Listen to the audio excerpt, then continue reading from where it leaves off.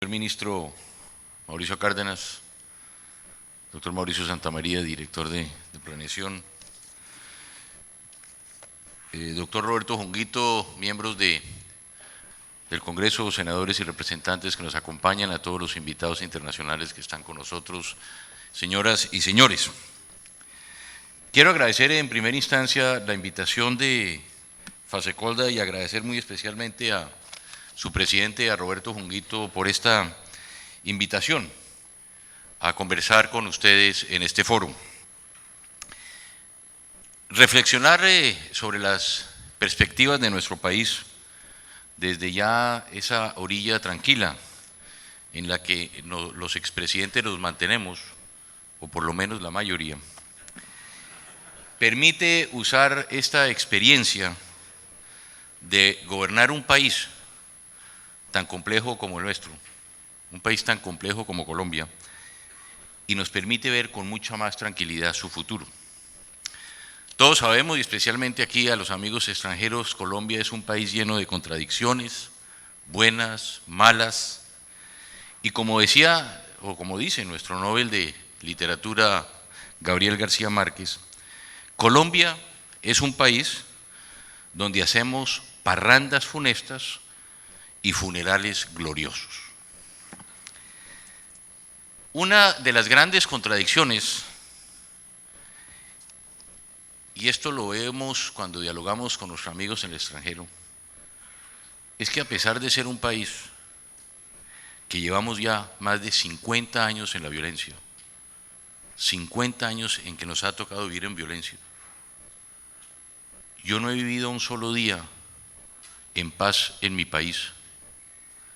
Es un país que todos los indicadores económicos son buenos, es un país que viene creciendo y es un país que ha demostrado que precisamente por una serie de políticas que hemos nosotros, con las que nos hemos comprometido, podemos haber estado viviendo en violencia, pero todos los indicadores económicos son posiblemente uno de los mejores de América Latina.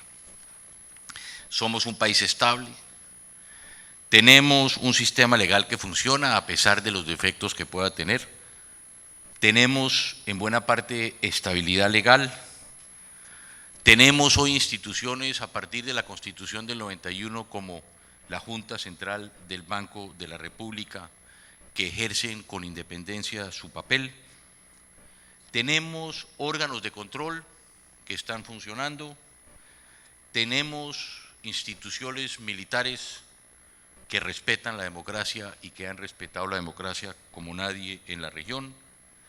Tenemos amplísimos mecanismos de participación ciudadana, a veces creemos que son exagerados, pero es mejor en este caso su exceso que su defecto.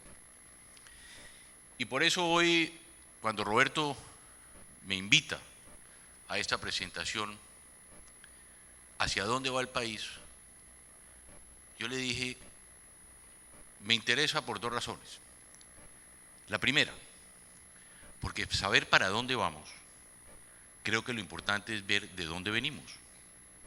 Porque en Colombia, lo que estamos acostumbrados nosotros es a ver la foto y no estamos viendo la película. Y por eso, permítanme hoy hacer un breve recuento de dónde venimos y al final de esta conferencia hacer unas reflexiones sobre hacia dónde vamos. Permítanme retrotraerme a 1998. 1998, recuerden ustedes, la guerrilla estaba en su mejor momento. La economía estaba en su peor momento y nuestro país estábamos aislados internacionalmente. Por diferentes circunstancias políticas, económicas y sociales, 1998 se convierte en el punto de inflexión de Colombia. Y hemos mantenido, a partir de 1998, una serie de políticas de las cuales me voy a referir, que es lo que nos ha permitido hoy tener a Colombia en el campo internacional donde estamos y mantener los indicadores económicos positivos y temas como el de seguridad hoy distintos a lo que fue 1998. 7 de agosto de 1998, doctor Cárdenas, ministro, usted que me acompañaba, doctor Junguito en la Junta del Banco de la República, crisis rusa, primer día del gobierno. 6 meses después, terremoto en Armenia. Así comenzaba mi gobierno. Cuando llegamos el 7 de agosto, ¿cuál era nuestra primera misión? Teníamos que recuperar la confianza en Colombia. Teníamos que en el campo internacional y nacional recuperar la confianza fundamentalmente en 3 o 4 temas: el económico, el político, el social y el tema militar o el tema de seguridad. Miremos entonces, y perdón que volvamos a la película, retrocedamos en la historia 1998, qué estaba pasando en el campo militar y qué estaba pasando en el campo internacional. Como dije antes, yo creo que los indicadores en el tema de seguridad nunca han sido peores en la historia de Colombia. Les voy a contar una anécdota. El primer día que me reúno como presidente electo de Colombia, con el que iba a ser mi comandante de las Fuerzas Armadas, el general Tapias, lo primero que me dice el general Tapias en reunión con los mandos militares es: presidente, estamos perdiendo la guerra. Presidente, la democracia está en peligro. Estamos perdiendo la guerra. Comenzamos la discusión, qué estaba pasando en el país.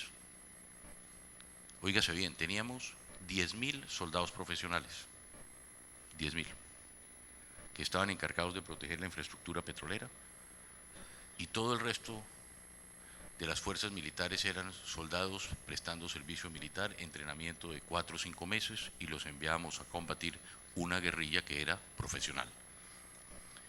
Teníamos, óigase bien, 4 helicópteros de combate, 4 helicópteros para combatir una guerrilla que llevaba 50 años fortaleciéndose en el país. Teníamos 60 helicópteros de transporte militar, tan solo 60.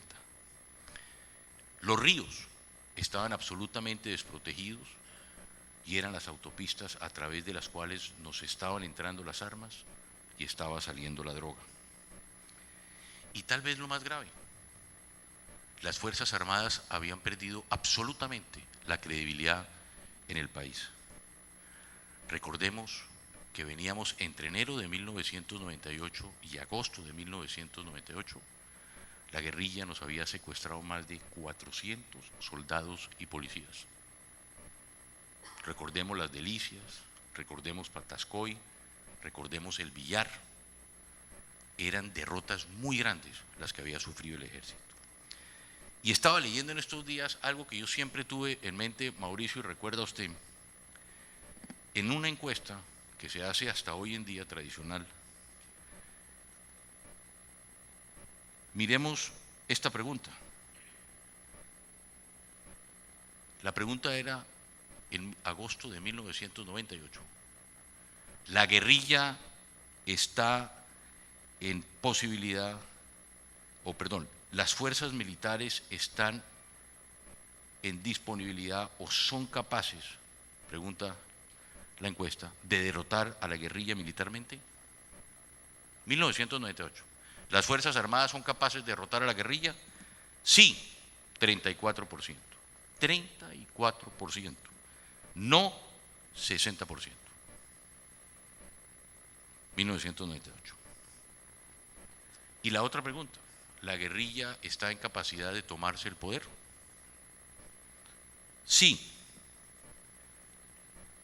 63%. 63%. Y no 33%. Ahora después miraremos qué sucedió. Ese es el país que encontrábamos. En materia internacional éramos un país paria, estábamos desertificados por los Estados Unidos, estábamos desertificados en la lucha contra el narcotráfico, estábamos aislados en la comunidad internacional, y el narcotráfico crecía y crecía.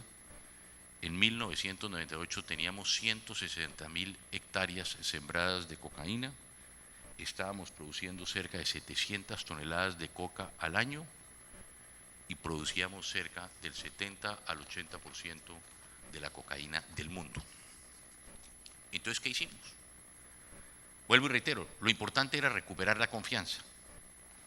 Recuperamos la confianza primero en el tema de la seguridad y en el tema internacional es donde fijamos los mayores esfuerzos. Primero, pasamos de ser un país paria a ser un país reconocido por la comunidad internacional, tanto que logramos sacar adelante el Plan Colombia, al cual me voy a referir. Pasamos de estar desertificados a ser certificados en la lucha contra el narcotráfico y obtuvimos recursos para esta lucha. Volvimos a estar en todos los escenarios internacionales, todas las cumbres, todas las reuniones internacionales, siempre obtuvimos el respaldo para nuestro país. Y todo esto es lo que se ha visto reflejado en los gobiernos que nos sucedieron, en el caso del presidente Uribe y del presidente Santos, que hemos mantenido esa política internacional que ha permitido que Colombia sea respetada hoy en el campo internacional. Segundo, necesitábamos recuperar la confianza en el tema de la seguridad. ¿Qué hicimos? Aquí está Mauricio, está el doctor Santamaría, que trabajaron precisamente en la formulación con el doctor Jaime Ruiz en el tema del Plan Colombia. ¿Qué hicimos? Vamos a presentar un proyecto ante la comunidad internacional para que podamos nosotros financiar el tema de la seguridad y el tema militar. Ustedes me preguntarán, ¿y por qué vamos a hablar hoy del Plan Colombia? Y yo quiero hablar hoy del Plan Colombia porque posiblemente esta es una de las pocas políticas de Estado que se han mantenido en los últimos 4 gobiernos. Y cuando hemos nosotros respaldado este tipo de políticas, que es lo que quiero enseñar de esta película, es que hemos logrado avanzar y de forma importante en el tema de la seguridad. El Plan Colombia se inicia en mi gobierno, lo continúa el presidente Uribe en sus 2 gobiernos y lo continúa el presidente Santos.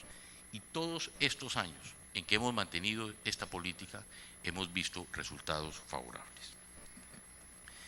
Cuando diseñamos el Plan Colombia, ¿qué fue lo primero que tuvimos que hacer? Era atribuirle al narcotráfico un papel fundamental. Era mostrarle a la comunidad internacional que nosotros teníamos violencia, pero que teníamos un factor desestabilizador que se llamaba ¿qué? El narcotráfico.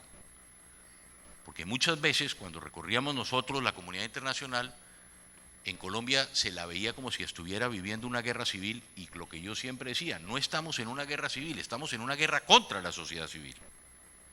Pero tienen que entender ustedes que es el narcotráfico hoy y no simplemente la guerrilla la que está generando ese factor desestabilizador. Entonces, de ahí es donde sale la tesis fundamental para el Plan Colombia que se llama la tesis de la corresponsabilidad.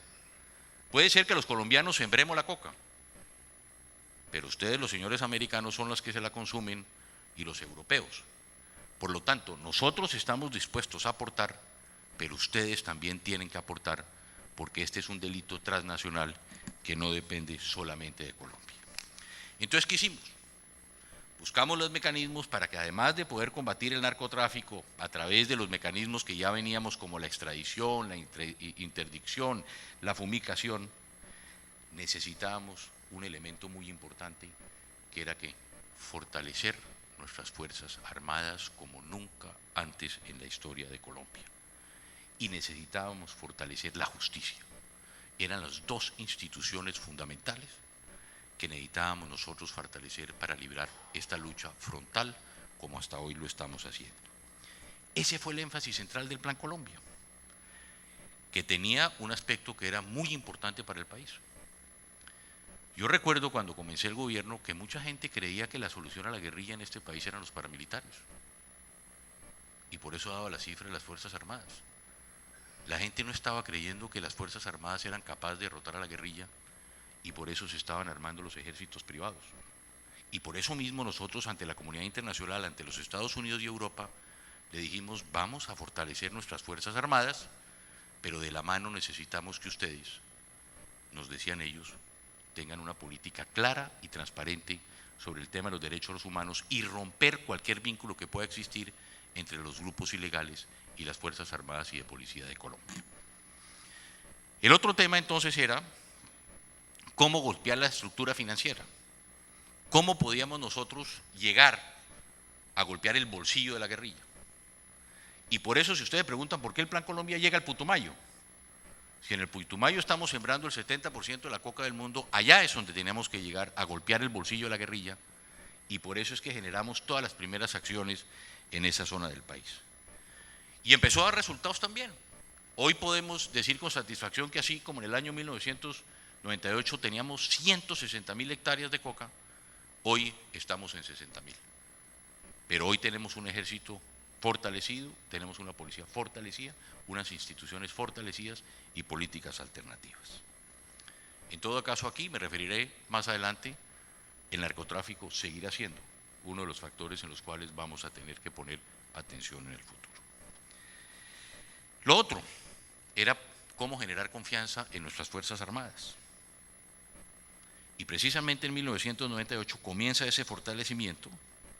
Independiente de los cambios que hemos tenido de gobiernos, hemos mantenido también una política en este sentido, que es lo que nos ha permitido obtener los triunfos militares que tenemos hoy en día. ¿Nosotros qué hicimos? Teníamos que fortalecer el ejército, teníamos que profesionalizar el ejército, teníamos que darle elementos para conquistar lo que eran las ventajas del Estado que nunca lo habíamos tenido, que era el aire. Si nosotros conquistábamos el aire era la gran ventaja que teníamos sobre la guerrilla. Y todas estas políticas, reitero, una vez más, esta película ha continuado, no hemos interrumpido la película y reitero, es lo que nos da el ejército que tenemos hoy. Miren ustedes, les decía al comienzo, inicio el gobierno con 10.000 soldados profesionales. Al finalizar mi gobierno teníamos 55.000 soldados profesionales. Dejamos un plan que se llamaba el Plan 100.000.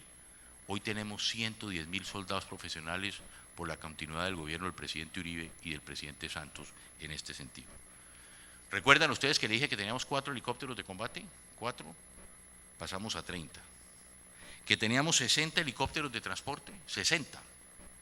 Pasamos a tener 223 helicópteros de transporte. Aquí simplemente para hacer una atención, ¿por qué los helicópteros de transporte son muy importantes? Porque ustedes recuerdan que cuando nos hacían una emboscada en nuestro ejército, teníamos que ir a pie, caminando detrás de la guerrilla para poder responder el ataque de esa emboscada. Hoy cuando hay una emboscada del ejército, los helicópteros transportan batallones o soldados adelante, atrás del sitio en que nos han atacado y terminan siendo emboscados en la guerrilla y no el ejército como existía tradicionalmente. Y por último, pasamos a tener una tecnología de punta, que es lo que nos ha permitido librar esa batalla hoy contra la guerrilla. Y aquí quiero hacer mención de esto. Los Estados Unidos, durante los 4 años de mi gobierno, o casi los 4 años, todo el equipo militar que estaba destinado para la lucha contra el narcotráfico no se podía utilizar en la lucha contra la guerrilla. Entonces fuimos ante el presidente Bush y al presidente Bush le dije, hay una cosa que se llama en el Departamento de Estado el Change of Authority, el cambio de la utilización de los recursos, y le pedimos al presidente Bush 2 cosas. Presidente, hoy no podemos diferenciar entre guerrilla y narcotráfico. Por lo tanto, necesitamos que ese equipo militar podamos nosotros utilizarlo contra la guerrilla. Y segundo, por favor, véndanos bombas inteligentes. Las bombas que hasta el año 2012 estábamos utilizando en el país eran bombas de 1953 y 1954. Yo recuerdo en las reuniones con Tiro Fijo y con el señor Jojoy diciéndome, aquí han caído las bombas y no estallan. Nosotros nos reímos de que nos han caído aquí, y ahí las puede ver usted, presidente. Eso cambió la guerra.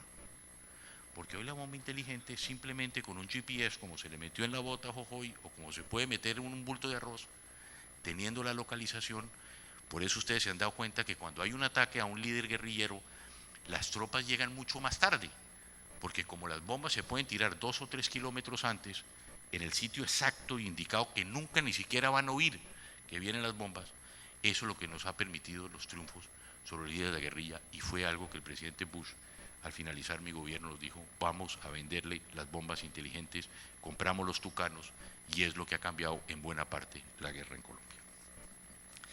Miremos entonces que unas cifras muy rápidas. 1. En el lapso del año 2000 al 2008, los Estados Unidos nos dieron para aporte militar en la lucha contra el narcotráfico 4.086 millones de dólares y 458 millones que dedicamos a política social y a erradicación de cultivos ilícitos. Pero miremos esta cifra, Mauricio, que más adelante voy a llamar la atención en esto. El gasto militar de Colombia pasó de 2.5 puntos del Producto Interno al 5.5% que tenemos hoy, entre Fuerzas Armadas y de Policía. El gasto se multiplicó, también el Producto Interno pasa de 100.000 a 500.000 millones de dólares, y ya para el año 2003 el Plan Colombia y el gasto militar había alcanzado el 4.5% del gasto del Producto Interno. Esto implicó un gigantesco esfuerzo presupuestal para mi gobierno, para el del presidente Uribe, para enfrentar un delito, reitero, transnacional como es el del narcotráfico. Pero miren, recuperamos, en 1998 les daba la cifra de que el 63% del país creía que las Fuerzas Armadas no estaban en capacidad de derrotar a la guerrilla. Se hizo esa misma pregunta y esa misma pregunta se ha venido haciendo desde el año 98. La pregunta al finalizar mi gobierno si las fuerzas podían derrotar a la guerrilla, recuerda que yo les dije que el 34% decía que sí y el 60% que no. En el año 2002, el 64% dijo que sí podíamos derrotar a la guerrilla y tan solo el 32% dijo que no. Esta tendencia, si revisamos, desde el 2002 se mantiene y ha mejorado. Recuerda también que dije la guerrilla está en capacidad de tomarse el poder, que 33% decía que no y el 61% por sí, el 63% que sí. En el año 2002, exactamente igual que las Fuerzas Armadas, la tendencia se invierte.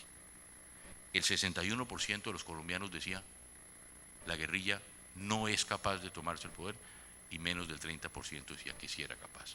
En 4 años logramos generar la confianza y cambiar la confianza en nuestras fuerzas militares, que es lo que ha permitido que tengamos hoy unas Fuerzas Armadas por esa continuidad que ha habido en el gobierno. Miremos ahora qué pasaba en la economía, que yo creo que es el tema que Roberto y Mauricio me van a tener que ayudar. En 1998 Colombia venía de sufrir la peor crisis económica de su historia después de la crisis del 30. Yo no sé si ustedes recuerdan, las tasas de interés sobrepasaban el 60%. ¿Recuerda, Roberto, que hubo bancos que pagaron tasa interbancaria al 90%? La inflación estaba en el 30%. El desempleo superaba el 20%. El sistema financiero y cooperativo, no sé si exagero, Roberto, decir que estaba quebrado, o por lo menos estaba a punto de quebrarse. Y el sistema de vivienda de Colombia pasaba por las crisis peores de las que está viviendo hoy los Estados Unidos.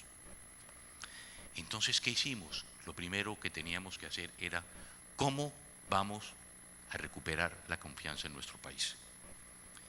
Fíjense qué hicimos. Les voy a contar una historia muy rápida que estaba compartiendo con el ministro Cárdenas esta mañana. El 5 de agosto del año 1998 el presidente Clinton me visita a la Casa Blanca, me invita a la Casa Blanca, en un gesto que lo que quería demostrar era un cambio de la política con Colombia. Y ese mismo día el presidente Clinton me dice: presidente, quiero invitarlo a una visita de Estado a finales de octubre. El presidente de Estados Unidos hacía 4 visitas de Estado. Hacía 30 años el último presidente que había ido era Carlos Lleras Restrepo. Nos invita a la Casa Blanca. En octubre llegamos a la Casa Blanca un domingo. La visita de Estado comenzaba un lunes. Ese domingo Mauricio, que estaba conmigo, la primera reunión que tuvimos nosotros fue con el secretario Rubin del Tesoro y el subsecretario Summers. Rubin y Larry Summers, secretario y subsecretario del Tesoro. Y Mauricio podrá contar esa anécdota. Nos sentamos con los ministros que tenían que ver con el área económica, con el director de planeación, y me dice el secretario del Tesoro: estamos aquí porque el presidente Clinton nos ha enviado, antes de comenzar la visita de Estado, ¿qué necesita Colombia? Y le dijimos: necesitamos el respaldo de los Estados Unidos, necesitamos el respaldo de Estados Unidos en el Banco Mundial, necesitamos el respaldo americano en el Banco Interamericano y necesitamos el respaldo de los americanos en el Fondo Monetario Internacional. presidente, está hecho, mucho gusto, que le vaya bien. Salieron de Blair House, la casa de huéspedes del gobierno americano, y ese fue el mensaje. El mensaje fue muy sencillo. ¿Cómo le fue con el presidente Pastrana? Le hemos dicho al presidente Pastrana que Estados Unidos está dispuesto a respaldar a Colombia en lo que sea necesario.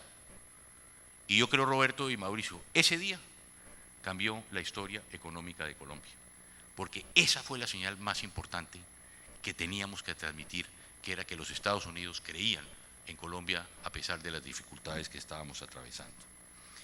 ¿Qué pasó? Ahí mismo conseguimos no solo el apoyo de los Estados Unidos, comenzamos a trabajar con el BID, con el Banco Mundial, tuvimos las reuniones con Wolfingson y con Enrique Iglesias, comenzamos a trabajar con el Fondo Monetario.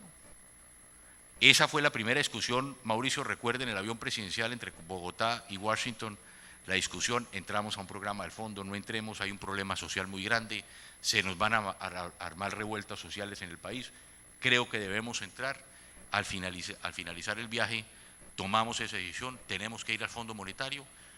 El doctor Junguito nos ayudó en el Fondo Monetario ya, Roberto podrá contar, 1 año y medio después, simplemente para demostrar actos de confianza, liberamos la banda la banda cambiaria, ¿y qué pasó? Nada, absolutamente nada. Esa es una clara demostración también de que se había comenzado a generar confianza en nuestra economía. ¿Qué otras cosas nos tocó hacer? Recuerda, Mauricio, que hicimos todas las modificaciones al régimen de pensiones, estructuramos el FONFET, el Fondo de Pensiones Territoriales, modificamos en una batalla muy dura en el Congreso el régimen de transferencias, pusimos en orden las finanzas territoriales. A la gente se le olvida que en el año 98 todos los municipios y departamentos estaban quebrados, y eso podía traer consigo también la quiebra del sector financiero. Reorganizamos el crédito hipotecario, salvamos la vivienda a más de 500.000 colombianos. Terminó, cuando iniciamos el gobierno, la construcción estaba en cero, tuvo un crecimiento del 20% y ha sido continuo ahora con los problemas que tenemos. Y algo muy importante, salvamos el sector financiero y el sector cooperativo. A través del FOGAFIN logramos salvar el sector financiero y cooperativo de Colombia. Y por último, mantuvimos el ATPA, cuando los Estados Unidos nos lo quería quitar, comenzamos a hacer los acuerdos con Europa, y en el Plan Colombia uno de los aspectos fundamentales era el Tratado de Libre Comercio, que comenzamos en el gobierno y culminamos con el presidente Uribe la firma del tratado, demostrando también que en el tema económico hemos tenido políticas de Estado. Así como en lo militar hemos continuado trabajando, no importa el gobierno, eso a veces los extranjeros no lo entienden, hemos sido gobiernos de tendencias distintas, pero hay unos temas que nos unen, y yo creo que en el tema económico es otro de los temas en el cual, sin haber hecho acuerdos los distintos partidos políticos, siempre nuestros ministros de Hacienda, y aquí hay 2 ministros y exministros, hemos mantenido una gente eminentemente académica, hay diálogo entre todos los ministros de Hacienda, está el doctor Perry también, siempre hay diálogos entre los distintos partidos, buscamos concertar políticas, y eso es lo que ha permitido que internacionalmente Colombia también en el tema del manejo de su economía tenga un respaldo internacional. Pasamos esta crisis, el 2003 cambia la economía, comienza la internacionalización, el crecimiento de la China, el crecimiento de la India, demanda de los commodities, comienza a crecer el país. El crecimiento de Colombia económico hasta el 2007 ha sido un crecimiento muy equilibrado, jalonamiento de la economía por parte del crecimiento de los commodities. También tenemos que aceptar un jalonamiento importante por todo el tema comercial con Venezuela, y esto ha permitido que Colombia continúe en esta senda de crecimiento. Y el otro tema, como digo, ya era el tema social. También teníamos que pensar cómo vamos a resolver el tema social. Teníamos un problema económico, un problema militar, un problema político, vamos a resolver el problema social, y ahí dedicamos buena parte de focalización del gobierno en 2 temas. Reforma de las pensiones, para evitar el crecimiento exagerado de un gasto que no estaba favoreciendo a los más pobres, y políticas que nos permitiera llegar a los más pobres del país. También está aquí el doctor Cárdenas, que hoy le ha tocado convertirlo en ley de la República del programa de Familias en Acción, programa que ha sido exitoso en Brasil, programa que ha sido exitoso en Colombia, en que le estamos dando a las madres de familia para evitar que los niños deserten de la escuela y tengan los controles de salud unos recursos, unos subsidios mensuales para poder llegar con política social a los sectores más pobres y más marginados de nuestro país. Conclusión de esto, que ha habido reducción de la pobreza extrema. ¿Y qué ha pasado? Igual que los otros temas, que a veces por ver la foto se nos olvida la película, ha habido una continuidad en las políticas y hoy Familias en Acción las continuó el presidente Uribe, las creció, las ha continuado el presidente Santos y hoy son ley de la República, por lo tanto también vemos que hay una continuidad que ha permitido llegar a estos temas. ¿Qué hay que buscar aquí, doctor Cárdenas? Y hay que tener mucho cuidado. Primero, que estos subsidios de verdad lleguen a los más pobres. Y un punto fundamental, lo único que tenemos que tener mucho cuidado es evitar su politización, porque esto sería el fin de un programa como este de Familias en Acción. Eso fundamentalmente era lo que quería mostrar de la película de dónde veníamos y por qué y dónde estamos hoy aquí. Ahora miremos muy rápidamente, doctor Roberto, qué creo que son las perspectivas de Colombia, para dónde vamos. Miremos en el tema económico. Yo creo que hoy en esta nueva economía internacional, Colombia tiene grandes oportunidades, pero también tenemos grandes retos para poder aprovecharlas de una manera mejor. Primero, yo quiero llamar la atención en algo que me preocupa y creo que también en buena parte de la audiencia. Yo creo que todavía no tenemos un adecuado proceso administrativo para los distintos proyectos de inversión extranjera que se están trayendo al país, para que puedan avanzar sin contratiempos en cuanto tienen que ver con dos temas fundamentales que son las licencias ambientales y las consultas de las comunidades. Ahí tenemos que comenzar a trabajar porque ambos procesos vienen entorpeciendo la labor de empresas y están generándole importantes perjuicios a esa inversión. Hoy tenemos que mirar que muchas de esas empresas dependen del mercado de capitales y generalmente ven golpeadas sus posibilidades de financiación cuando encuentran una serie de demoras que el mercado no entiende. Demoras especialmente en decisiones administrativas que están afectando esa inversión. ¿Qué diría yo que debemos hacer, señor ministro? Hay que fijar unas normas claras y preestablecidas y que el Ejecutivo pueda definir previamente estándares para esas empresas. Esto es importante porque inclusive lo hemos discutido con miembros del gobierno, decirle, en Colombia necesitamos fijar unas reglas muy claras de juego. Si vamos a hablar del tema ambiental, busquemos los países que han puesto las normas más elevadas, los que han exigido los mayores requisitos para que esas empresas, especialmente el sector minero energético que quieren venir a Colombia, sepan a qué tienen que atenerse. Que esas normas que les están exigiendo en otros países son las mismas, esos estándares elevados que le vamos a exigir en nuestro país. Segundo, otro tema que me preocupa a mí, a veces los colombianos estamos pensando que somos Venezuela, que estamos llenos de petróleo, que estamos llenos de recursos, y no es así. Y por eso yo creo que el país vamos a tener que sentarnos con mucha tranquilidad, a mirar todo lo que es y cómo podemos aprovechar precisamente el tema petrolero, el tema minero. Y por último, la transformación también de Colombia a través de los tratados de libre comercio. Yo creo que vamos a hacer y tener que hacer una inversión muy importante en la costa pacífica y en la costa caribe. Colombia, históricamente, por nuestro crecimiento, crecimos del interior hacia nuestras costas. Y si miramos hoy el crecimiento de lo que es la costa caribe o el crecimiento en Colombia en la costa pacífica, allá es donde vamos a tener que hacer inversiones.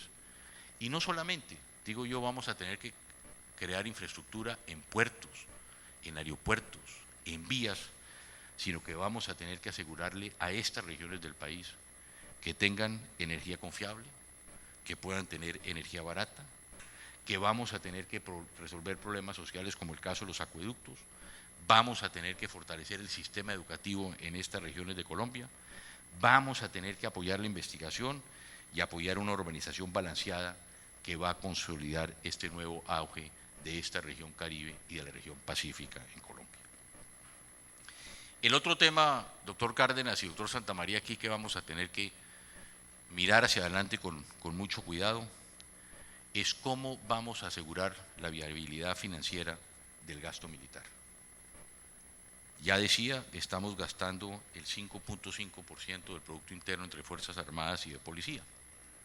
El gasto promedio de la región, el gasto promedio de América Latina, está entre el 3 y el 3.5% del PIB. Entonces la pregunta que hago yo, ¿es justo que nosotros los colombianos sigamos invirtiendo cerca de 5.5% del Producto Interno para frenar la inseguridad, consecuencia directa de que este es un delito transnacional? Es decir, vamos a tener los colombianos que seguir haciendo el esfuerzo y no los extranjeros. Por eso, a mí me preocupa el tema del Plan Colombia. El Plan Colombia era un plan en que nosotros estábamos recogiendo 750 millones de dólares al año, pero no nos los estaban regalando. Era la corresponsabilidad de los Estados Unidos. Usted consume la droga, usted me va a ayudar a combatir este negocio. Y resulta que Estados Unidos, por hacer el Plan Mérida con México, nos baja de 750 millones de dólares a 350 millones de dólares. En lugar de aumentar el presupuesto para combatir el narcotráfico, lo que hicieron fue a los colombianos quitarnos la mitad para llevárselo para México, para invertirlo en México. Entonces, esa es la pregunta que nosotros nos vamos a tener que hacer. ¿Cómo y de qué forma la comunidad internacional tiene que seguir poniendo recursos en esta lucha? Porque nosotros no podemos seguir invirtiendo cuando necesitamos invertir en salud, en educación, en vivienda, seguir invirtiendo buena parte de nuestros recursos en controlar un delito multinacional como es el delito del narcotráfico. Por eso es que Colombia tiene una vez más que asumir ese liderazgo en esa discusión, reitero, de la responsabilidad compartida. A mi modo de ver, ese falso dilema entre la legalización o la prohibición, es una discusión que a nosotros en el corto plazo no nos sirve en Colombia, ya que lo que le está permitiendo a esos países consumidores es evadir su responsabilidad en la violencia que se está generando en países como el nuestro. Seamos claros, ni Estados Unidos ni Europa va a legalizar ni la cocaína y no va a legalizar la heroína. Y por tanto lo que estamos viendo es que este factor simplemente está siendo un factor de distracción cuando nosotros aquí en Colombia sí tenemos que enfrentar ese problema de la violencia. El otro tema también que es una tarea pendiente que tenemos los colombianos es ¿cuál? La corrupción.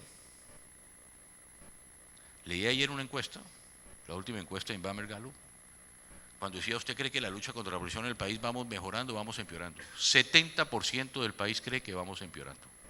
70% de los colombianos. Ahí vamos a tener que hacer una labor importante, pero no solamente el gobierno, también el sector privado. Aquí tenemos que trabajar de la mano, porque estamos viendo también, y lo vemos con preocupación, signos de corrupción en el sector privado colombiano. Y por eso vamos a tener que buscar que nos permitan a la sociedad en su totalidad combatir este flagelo. Y perdón aquí con los amigos extranjeros, pero miremos qué está pasando en el tema de corrupción en Colombia. Casi todos los últimos presidentes del Congreso de la República de Colombia están presos.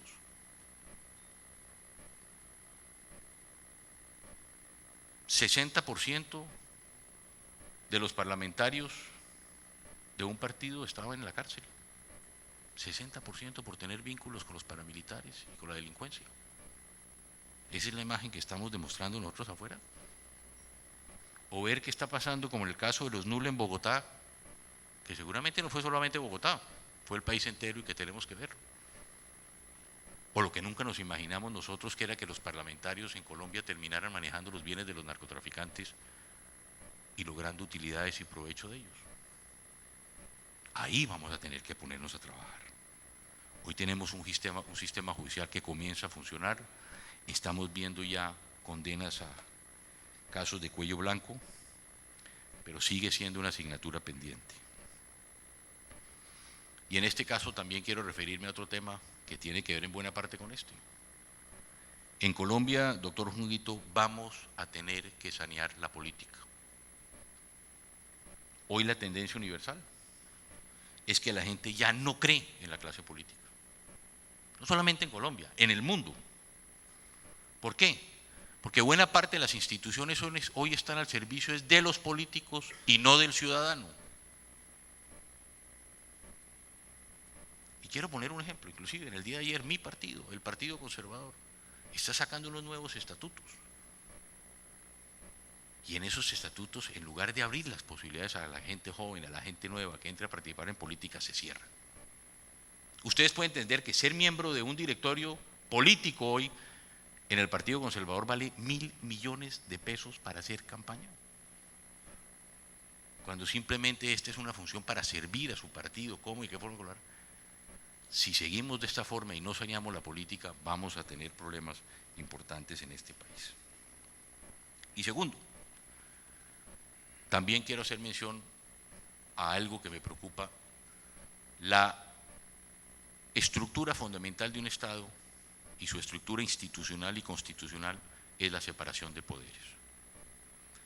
Y aquí quiero hacer mención a la reforma del articulito, y desafortunadamente hay que hacer mención, porque resulta que la Constitución de 1991 se basó en un hecho muy importante, que es los pesos y contrapesos. La Constitución del 91 lo que hizo fue precisamente quitarle en buena parte lo que había pasado en la Constitución del 68, que era el fortalecimiento del régimen presidencial, para buscar mecanismos que nos permitieran que el Poder Ejecutivo, el Legislativo y el Judicial actuaran de forma independiente. Cuando cambiamos solo un artículo de la Constitución, se perdió la totalidad de la filosofía. ¿Por qué?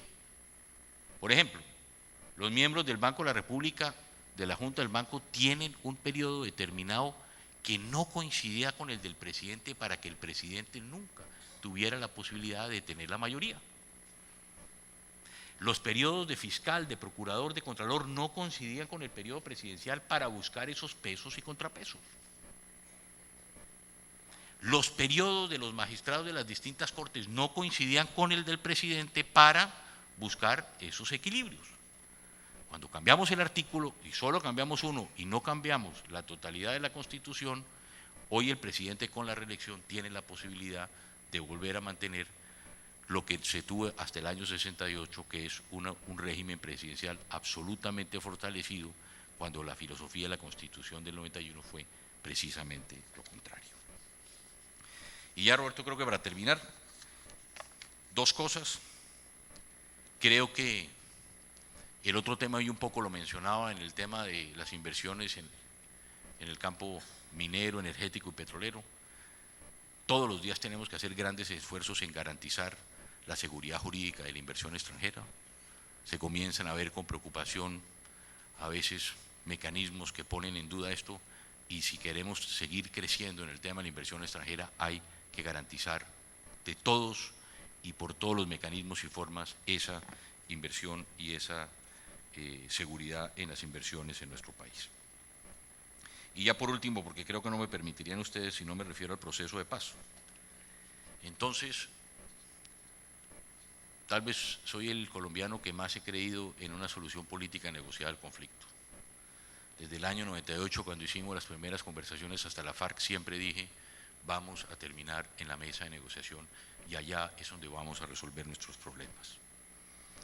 ¿Qué quiero hacer mención aquí? A veces en la mente de los colombianos quedó después del Caguán, y por eso quise mostrarles esta película. A pesar del Caguán, fortalecimos el Estado como nunca. A pesar del Caguán, salvamos al sistema financiero. A pesar del Caguán, hicimos política social. A pesar del Caguán, fortalecimos nuestro ejército de Colombia como nunca antes en la historia de nuestro país. La paz, sentarse a hablar de paz, no significa debilitamiento del Estado. Por el contrario, hoy Colombia tiene que darse una nueva oportunidad de paz, y es un país distinto. Una cosa es sentarse a hablar de la paz con el 25% de desempleo, y otra cosa es sentarse a la paz con un país pujante. Hasta en eso. Una cosa es sentarse a la paz sin un ejército, y otra es con un ejército absolutamente armado. Hoy todas las condiciones, nacionales, internacionales, son absolutamente distintas. Si ustedes me preguntan, ¿ese proceso va a avanzar o no va a avanzar? Hacer futurología con el proceso de paz es muy complicado, pero yo creo que hay que comenzar, y en este proceso hay que ser muy pacientes y muy prudentes. ¿Qué cosas me preocupan del proceso? Muy rápidamente. La primera: todos los procesos son distintos. Todos los procesos de paz son distintos. Aquí no se puede hablar de errores del pasado, sino cómo vamos a evitar los errores del futuro. Eso es lo que es importante. Si ustedes me preguntan cuál es la diferencia entre su proceso, presidente Pastrana, el presidente Uribe y el presidente Santos, ¿qué diría yo? A mí en el año 98 me eligieron ¿para qué? Para hacer la paz. 10 millones de colombianos votaron en el mandato por la paz para decirle al presidente de Colombia, dedíquese a hacer la paz. Y en 4 años, el 100% del país nos respaldó en la paz. No logramos la paz. Al presidente Uribe, ¿para qué lo nombramos? Para hacer la guerra. Y el 100% del país respaldamos al presidente Uribe en la guerra contra las FARC. ¿Qué estamos viviendo hoy? Que hoy tenemos un país dividido en este tema. Si vemos la última encuesta, 60% o 70% del país está con el presidente en el tema de la paz, pero hay un 30 o un 40% que no está con el presidente en el tema de la paz. Entonces ahí es donde vamos a tener, y es donde el gobierno tiene que buscar los mecanismos para que la paz vuelva a convertirse en algo en que el país creemos y que queremos sacar adelante. Ahí puede haber, es un proceso distinto al que me tocó vivir a mí o al presidente Uribe frente en la lucha contra la guerrilla. Segundo, este es otro tema que es muy interesante. Ustedes recuerdan que cuando rompemos el proceso de paz dejamos a la guerrilla en la lista de terroristas de Europa y de Estados Unidos. Cuando yo iba a Europa, la guerrilla era recibida en los congresos y en los parlamentos. Inclusive todavía tienen una emisora en Suecia. Eran los Robin Hoods. Los malos éramos el 99% de los colombianos para los europeos y los buenos eran la guerrilla. Y al final, la guerrilla colombiana terminó no siendo guerrillero, sino siendo terrorista. Entonces aquí simplemente yo quiero dejar una pregunta. Hoy, sentarse a hablar con la guerrilla es sentarse a hablar con un grupo terrorista. Entonces yo creo que los colombianos vamos a tenerle que pedir a la guerrilla, oiga señores, ¿qué nos van a dar ustedes a cambio a nuestro país si salen de la lista de terroristas de Europa y de Estados Unidos y de Canadá? Porque yo creo que ustedes consiguen conmigo, no vamos a sacarlos de la lista porque sí, y si no hacemos un proceso de paz, ¿qué pasa? Los sacamos de la lista y ¿cómo los volvemos a meter? Entonces yo creo que hay que decirle a la guerrilla, ustedes que están dispuestos a darnos a nosotros los colombianos para pensar o comenzar a pensar si los sacamos o no de la lista de terroristas de Europa, Estados Unidos y Canadá. Y por último, yo creo que es importante también hacernos una pregunta.